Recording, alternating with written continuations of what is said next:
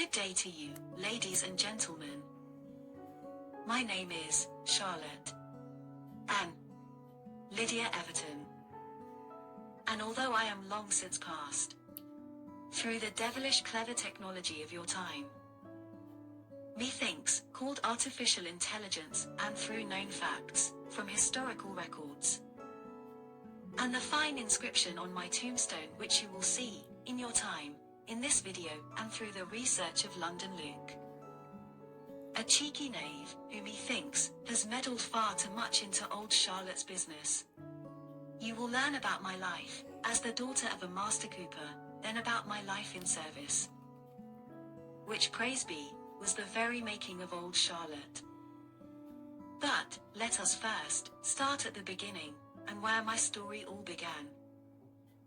I was born in the month of October in the year 1761, in the parish of St Katherine by the Tower. My father Samuel Everton was a master cooper, a barrel maker, who along with my mother Mary, ran their modest business in the heartland of one of London's busiest areas of docks and warehouses. Like my father, my grandfather Joseph Everton was also a master cooper. Grandfather had placed his business, well, where we were always assured custom, because of the great and constant need for barrels, in such an industrial and maritime-based area. As was the tradition of the time, I was christened within a fairly short time after my birth, lest I should die, as many infants did, without the rites of the church having been performed upon me. Unlike many of the poorer infants of the parish, whose fathers did not own their own modest businesses, I wasn't given a poor parish christening. My parents paid their 2 shillings, and had the vicar of St Katherine by the Tower christen me on the 25th day of October 1761. See the online document that London Luke has found which tells of my christening. And the christening done, and mother churched, within 14 days of my birth to cleanse her of the sin of childbirth. I know, my dears, these funny sounding traditions, to your minds, and time, have their roots, set in the Bible scripture, by which, so many, of my time, would live their daily lives. And we back to our home, in the parish of St Katherine by the Tower. And the hope of any 18th century parent, would this child live beyond infancy?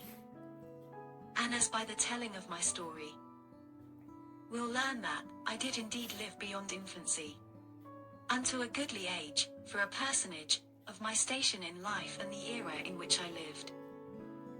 I spent my girlhood, as nearly every such girl of my era and class, learning from and helping mother around the home, and accompanying her to the local shops and market, to buy provisions for our family. Being of the parish of St Katherine by the Tower, the area in which I lived, in the 1770s and 1780s was a fascinating, but also a very dangerous place, being so near to the River Thames. I oft saw foreign sailors, from strange and exotic lands, and would hear tell of the wonders they imparted, while eavesdropping when out shopping with my mother. And oft would be the times, that me and mother would walk by the Tower of London, a terrifying place, to a little girl such as I, who had heard awful stories from my parents' generation, of the executions of Scots rebels, who were executed by firing squad, in the 1740s. In the time of my parents' childhoods. Now, my dears, you must remember that although your streets are clean of human and animal waste, and are brightly lit, the narrow London streets and alleyways of my time were the complete opposite.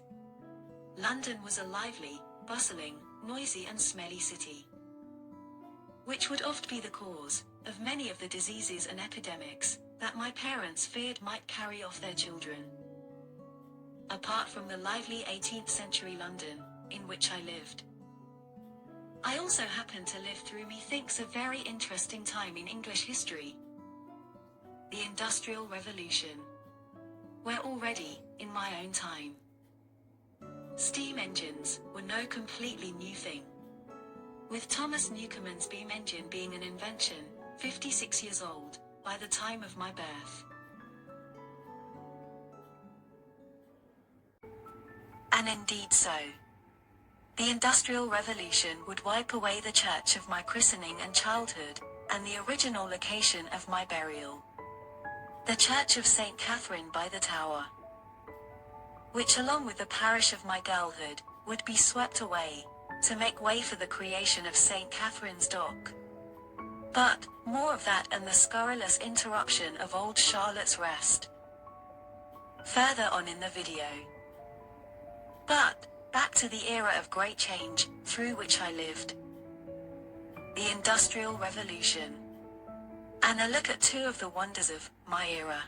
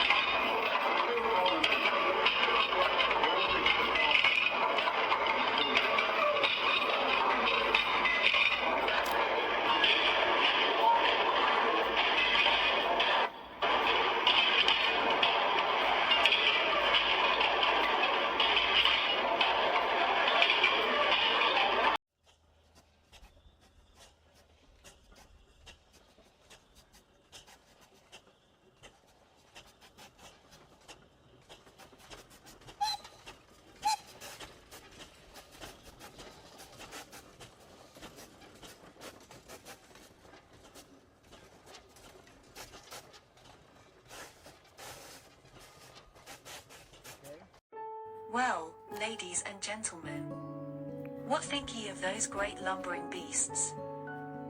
Did I like and embrace the new technology? Or like many of my time, did I despise and fear the new things and changes that the early Industrial Revolution, through which I lived, brought in? That, my dears, I must leave up to your imaginations. Now, to the most important part of this tale. My working life as a servant. As you will see from the inscription on my tombstone, I served one family, faithfully for 46 years. That part of my life began in the year 1775, when I was a girl of aged 14 years. Although it can't be proven for certain, it's interesting to surmise how I may have entered the service of the Mann and Clarkson family household. My father Samuel Everton being a barrel maker, and my employer Mr. Thomas Mann Esquire being a waterman to His Majesty's Victualling Board. It is possible that my father and employer's paths may have crossed because of their lines of work. And maybe that's how I got a position, working in the house of a wealthy London trading family. However I gained my position. Gain it I did. And although sadly, there are no known images of me in your time, through the cleverness of artificial intelligence, you see me here in 1775, as a 14-year-old girl, dressed in my Sunday best, in my father's workshop. And then in my employer's house, nervously waiting to meet my new master and mistress and the family that I would serve. So, please allow me to introduce you to my master and mistress. Mr. Thomas Mann, Esquire, waterman to His Majesty's Victualling Board. And Mrs. Elizabeth Clarkson, sister to Master Thomas, who along with her husband Mr. Joshua Clarkson, and the master's nephew, Mr. James Crockford, ran the family victualling business, supplying goods to His Majesty's Navy. It cannot for certain be said in what role I joined the household. Would I have had to start at the very bottom of the ladder, as a scullery maid, employed to do the donkey work of the household, such as fetching supplies for cook, making up and lighting the fires, and scrubbing floors, as a maid of all work? Or would my position as the daughter of a minor business owner have afforded me a little better, as a chambermaid, or parlour maid, where I'd have more contact with the family, in their rooms or serving dinner, etc.? Or mayhap, I had a skill such as with ladies' hair, or with the needle, as a seamstress, and served as a lady's maid. Those exact details aren't known. But, from research, and the parish minutes books concerning my exhumation and removal from within the Man and Crockford family vault, within the church of St Katherine by the Tower, to a new vault, in the churchyard of St Dunstan's in the east, in the mid-1820s. We at least know that, by the time of my death and second burial, I was recorded as housekeeper. Now, my dears, no housekeeper ever started that position, at aged 14. So, it is certain that, in my 46 years service, I'd have worked my way up to that position.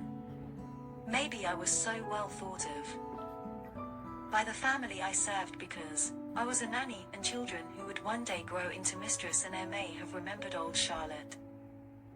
The good Lord and I only know. Now, for some of the events of my adult and working life. Firstly, and on a more personal level, I had only been working for the family for 12 years when Master Thomas's nephew and business partner, young Mr. James Crockford, died on the 22nd day of June 1787, aged just 37 years, leaving Master Thomas, his sister and brother-in-law Mr. and Mrs. Clarkson, to run the business, and with a great nephew and niece, to raise into the next heirs and people who'd one day take over the business. You do find me a little older now, my dears. And another 3 interesting footnotes of history, on a more national level, that I happen to live through, are the reign and madness of poor mad King George III, and the regency, then reign, of his son the Prince Regent, in my time, naughtily and scurrilously referred to as Prinny. And when he did become king, after the death of his father, King George III in 1820, he, George IV, has become known as one of England's least popular kings.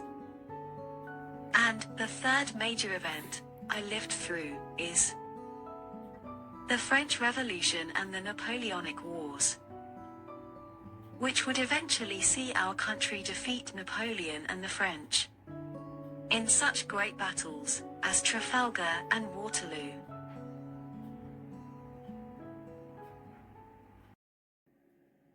And now, my dears, we have discussed the major events of my life. You do now find me, what is deemed in my time, an old lady, and nearing the end of my days.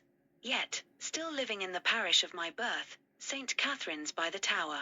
Having served the same family, faithfully for 46 years, you now find me in the trusted position of housekeeper. I am now, as I said, an old lady, and my end is nearing.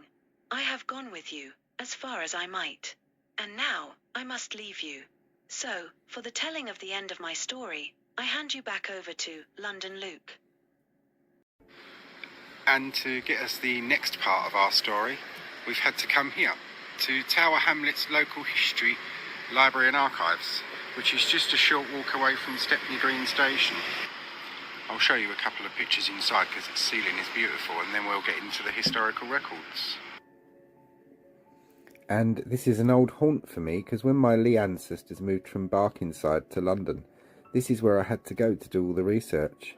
And it's up the stairs and to the left, which takes you into here, the archives. An absolutely beautiful place.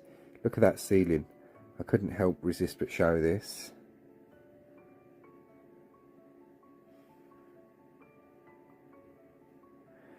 And of course, the reason that we actually went there. In the first part of the video, I showed you the online record of Charlotte's christening entry, But here you actually get to see the original from the parish registers of St Katherine by the Tower. And here we are, right at the very top of the page, 1761, October the 25th, Charlotte Ann Lydia Everton, of Samuel and Mary, and days old, the child was 26 days old. And here, over to the right, of course, is that parish in which Charlotte was born, lived, worked, spent pretty much all of her life, from what we can gather, and died. And Charlotte's original burial entry from the registers of St Katharine's by the Tower, from which we was able to glean another piece of information, marked with a blue arrow, Charlotte Ann Lydia Everton. And this is 1821. She died on June the 21st, 1821, and was buried on June the 25th. And this is the bit of information we gleaned, was Charlotte's address she was living at when she died, which is Hanson's Gaines. Bear that in mind. And age 60 for a servant in those days was not bad. Hanson's Gaines, or Hangman's Gaines as it was originally known, a street forming a square west out of New Street, St Katharine's Lane, and running north of St Katharine's Churchyard in St Katharine's Precinct. Other forms of the name are Hansden's Gaines, that's a survey of St Katharine's from 1786, and Hanson's Gaines, as we catch it in Charlotte's burial entry, and that's Lockie 1810. Names said to derive from the towns of Hams and Gaines in Flanders, from which towns many strangers came over to England in Queen Elizabeth I's reign to escape religious persecutions. They were assigned a small district in St Katharine's Precinct in which to reside and carry on their occupation as weavers, and the entire area was removed for the construction of St Katharine's Dock in 1827. And here we see it, Hanson's or Hangman's Gaines, marked with the blue arrows. Just above is St Katharine's Churchyard, its extension, and over to the very bottom right, if you look, you can see the old original church and churchyard. And here we get a much more detailed image of just over to the right of the old lost parish of St Katharine's by the Tower. And the lost church of St Katharine's by the Tower, in which Charlotte was christened, would have gone to church every Sunday, and which she was buried. And interestingly enough, although it's not related to Charlotte, we learn online that the church was taken down in 1825 to 1827, and that's it. You think, well, that's it. These are the last burials that took place in St Katharine's by the Tower, and if you look right at the very bottom of the list, it's Lady Charlotte Almina Taylor, and she was buried in 1854, so they were still burying people in one of the churchyards as late as the 1850s. And of course we mustn't forget Charlotte, who died on the 19th of June 1821. We rely on an AI image for Charlotte's deathbed scene. And her original burial entry. And of course we have to imagine the scene in the old St Katharine's by the Tower of the vault that would have had to be opened, and Charlotte and the family members that she served would have been taken out. One of whom had to be recoffined because he'd been in the ground for a good number of years. And then as now, the spectacle of a double or multiple funeral really being processed through the streets would have drawn the gaze of many, making its way from St Katharine's by the Tower to St Dunstan's Stepney, which we see here.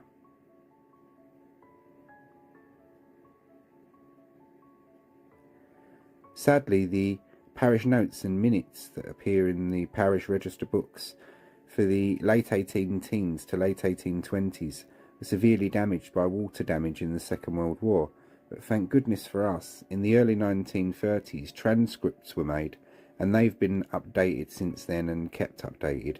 So this is what we've got here. It's a transcript, St DST Dunstan Stepney, transcript GR3116 volume 18, and it's got for the making of a large vault of brick within the churchyard, and also for the taking up from a vault within St Katharine's Church by the Tower, and the committal to said vault the remains of viz. Mr James Crockford, Master Victualler, deceased June 1787, and the records for St Dunstan Stepney are pretty detailed of this era. We find that he died of typhus fever and of a new coffin elm. He's the one that had to be recoffined. Mrs Anne Clarkson, Charlotte's mistress, deceased December 1818 of palsy, she died. Mr Thomas Mann, waterman, master victualler, H.M. Navy. He died in December 1822 of a bleed of the stomach. Mr Joshua Clarkson, retired, means independent, means he had enough money put by that he didn't have to work. Deceased June 1825. Hart. He was the last one to go into the original vault at St Katharine's by the Tower, and although Charlotte died a few years before these, because she's a servant, she appears last on the list. Miss Charlotte Everton, housekeeper, and this is where we learn that she was a housekeeper by the time she died. Deceased June 1821, died in sleep. So that's not a bad way to go, really, is it? The burials of the said above exhumed remains were all certified of the registers of St Katharine Church and taken hereto for committal on the 21st day of November 1825, of cost for all £106 5 shillings and twopence. That's how you know that it's written by a Londoner in its original day, that the twopence is put like that. Paid of Mr Thomas Crockford of this parish. We know the family were living at Mile End Old Town at this time, which belonged to this church, so of that parish. Richard Gow and John Willis, wardens. And as I say, the burial records and information for St Dunstan Stepney is pretty good. And here we see the burial entry for Amy Ann Cable. Now, with Charlotte Ann Lydia Everton and the family that she served, they were exhumations and committals to a brick vault that had been made. This poor young girl, she died and was taken straight to the grave in St Dunstan Stepney. Here we see Amy Ann Cable, it's 1831, MEOT, Mile End Old Town, disorder, and it's got hoop cough, and we can see that she was 3 years and 6 months, and that the family actually paid 5 shillings for the ringing of the church bell. Because it was a vault already made, they didn't have to pay for ground and things like that. They would have had to pay for a reopening, which would have been dealt with separately. And St Dunstan Stepney is where I'm going to take you to now, so we can pay our last respects to Charlotte and the family that she served. So you'll join me there. And here we are at the final last resting place. The beautiful church of St Dunstan's and All Saints Stepney. The roots of this church go way, way, way back. I'll give you some different angles of the church.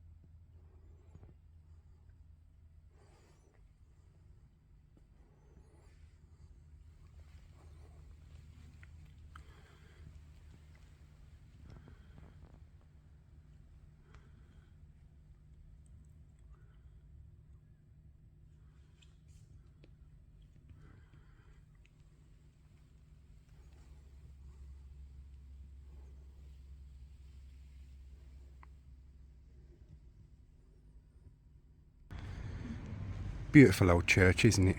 Very special inside. We know that a committal took place, of course, through the records, but whether a funeral service per se, took place in the church for those exhumed bodies is not recorded. The gentry often did have their services inside the church, whereas the poorer classes would have their service and burial outside in all weathers.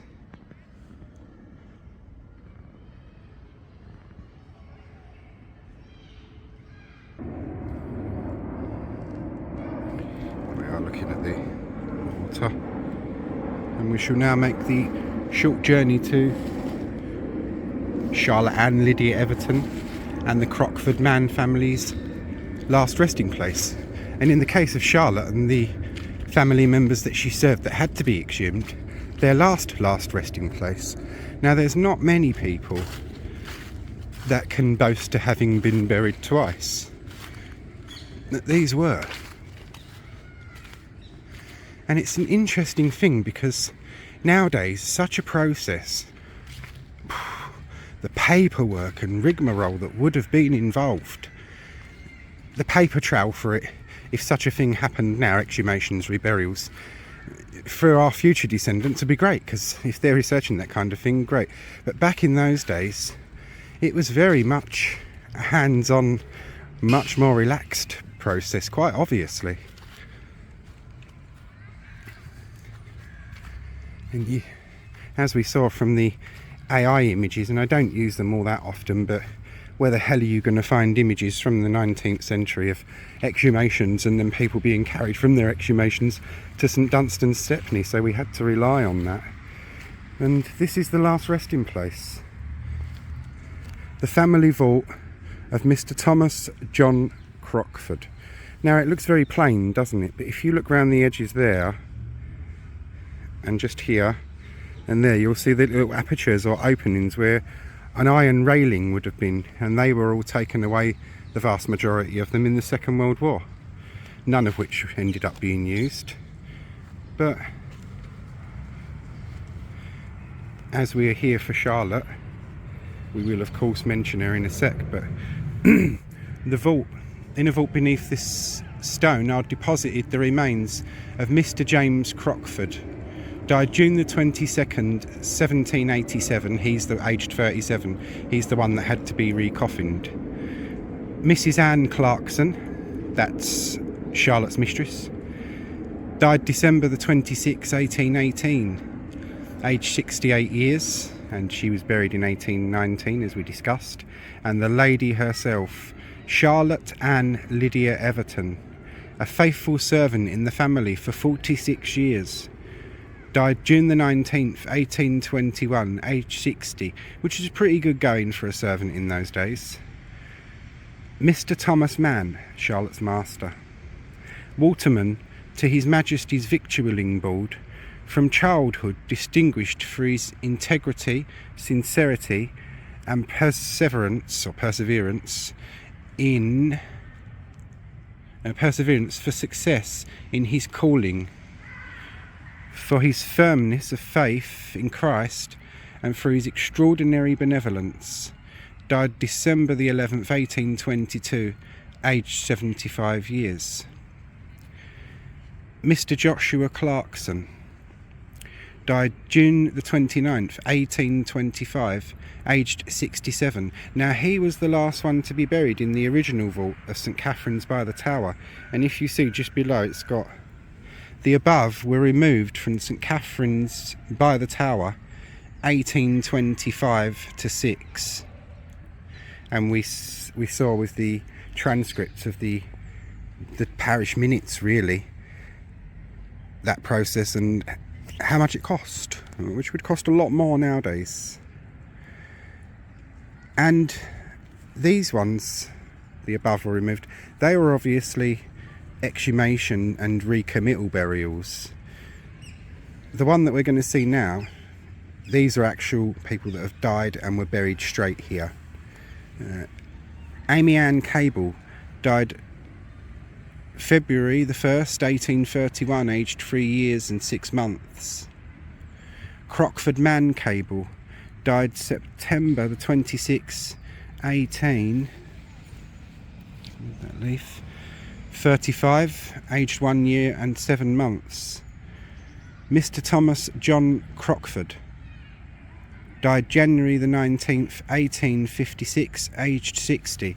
Now, Mr. Thomas John Crockford, as we saw, is the family vault of Mr. Thomas John Crockford. So he is the one that would have paid for and arranged for the exhumations and reburial of his family here, and then would later on go on to bury other members of his family, and himself would be buried here. And you've got Mrs. Anne Crockford, the wife of the above Mr. T.J. Crockford, died July the 29th, 1858, aged 70 years. Mary Ann Cable, daughter of James and Mary Ann Cable, died January the 21st, 1861, aged 32 years, and she was the last one to go in. And of course, our main lady, Charlotte Ann Lydia Everton, a faithful servant in the family for 46 years, died June the 19th, 1821, aged 60 years. And our little trip to Bancroft Road Archives, I like to show original records where possible and when possible. Most of it's online and digitised nowadays, but I am quite old-fashioned in the sense that I like to go to a place and get the records. And it was very different from the 20 odd years since I last went there. No microfilm readers now. You go on a computer, you type in who you want, if they're there, click on them, and it takes you to the original parish registers. You can get a photocopy of it or email it to yourself for free, and that's how we traced the original records relating to this interesting vault here. And that, ladies and gentlemen, is the life of Charlotte Ann Lydia Everton, and I hope you've all found it interesting, and a God bless you to Charlotte and the family she served. May they all rest in peace, eh? Take care all. Goodbye, my dears. And I hope you have enjoyed my story.